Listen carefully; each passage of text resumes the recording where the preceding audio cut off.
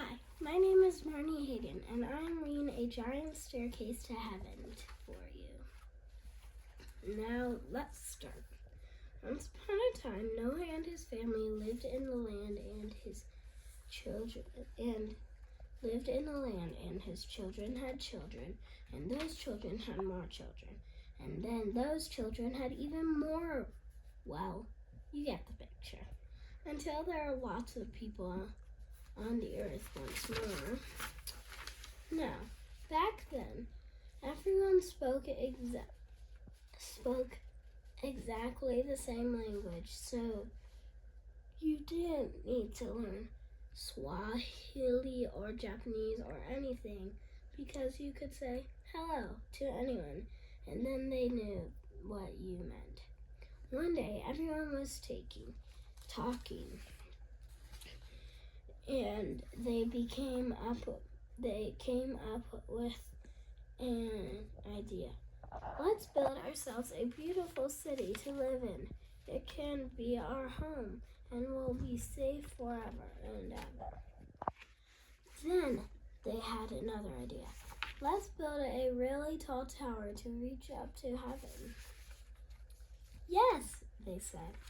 Well, look at us up here, and everyone will look at us, up at us, and we will look down on them, and then we will know where we are.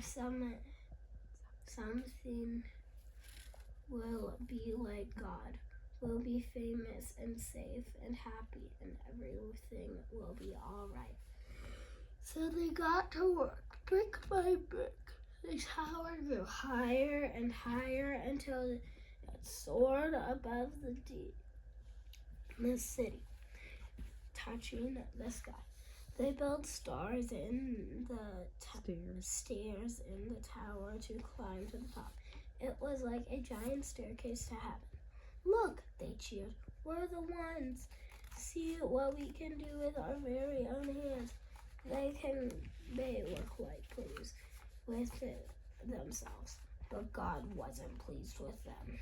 God could see what they were doing. They were trying to live without him, but God knew that would make them happy. That would make them happy or safe or anything.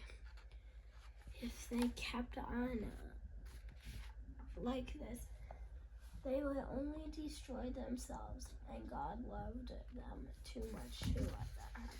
So he stopped there for peace.